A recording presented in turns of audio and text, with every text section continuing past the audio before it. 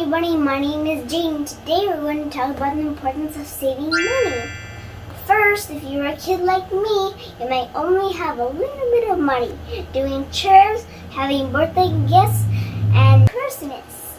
You'll earn some money after that. So, the quarter is 25 cents.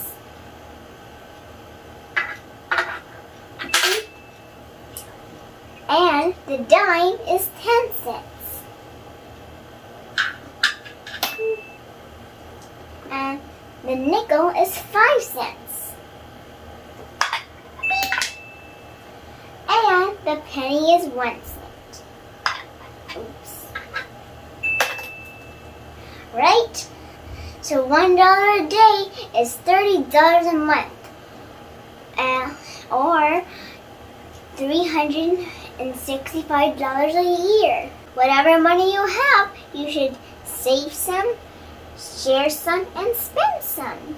Alright? You should save or invest on it so it will grow. For every dollar, save 50 cents, spend 25, and share 25 cents. Oh, forgot to say cents, spend 25 cents. I hope you liked the video. See you on my next adventure, everybody. And thanks so much to you. Bye-bye.